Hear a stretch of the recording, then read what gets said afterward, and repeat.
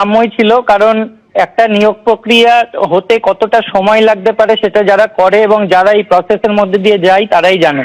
এটা কখনোই 2-3 মাস 4 মাস 5 মাসে একটা নিয়োগ প্রক্রিয়া শেষ হওয়ার মতো নয়। আর যেখানে এতগুলো লিটিগেশন আছে, কোর্টে প্রতিনিয়তই বিভিন্ন ইস্যু নিয়ে কেস হচ্ছে, সেখানে এটা এত তাড়াতাড়ি সম্ভব নয়। সেই জন্য একটা আনুমানিক যে ক্রাইটেরিয়া এবং টাইম লাইন দেওয়া ছিল কমিশনের তরফ থেকে, সেই অনুযায়ী আজকে সুপ্রিম কোর্ট 31শে অগস্ট অব্দি এই এক্সটেনশনটা দিয়েছে এবং সেই অবধি যোগ্য শিক্ষক শিক্ষিকারা সবাই চাকরিরত থাকবে এবং সেই সঙ্গে প্রসেসটাও চলতে থাকবে। আমরা আশা করব প্রসেসটা তাড়াতাড়ি যেন কমপ্লিট হয়। তবে যেহেতু এবার কিছু নিয়ম নতুন করে ইনক্লুড হয়েছে, যেমন পিভিআর এবং মেডিকেল টেস্ট, সেটা অ্যাপয়েন্টমেন্টের আগেই হবে, সেই জন্য একটু সময়টা বেশিই লাগবে।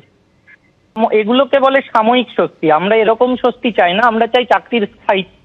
অবশ্যই একটা এক্সটেনশন হয়েছে, যেটা আমাদের মাথার মধ্যে চলছিল একটা টেনশন যে 31শে ডিসেম্বর আর কিছুদিন বাকি, তারপরেই জীবনটা হয়তো একেবারে নষ্ট হয়ে যেতে চলেছে, সেইটা থেকে খানিকটা সময় পাওয়া গেল। কিন্তু আলটিমেটলি আমরা চাইবো যারা যোগ্য সবাই যেন চাকরির স্থায়িত্বটা পায়।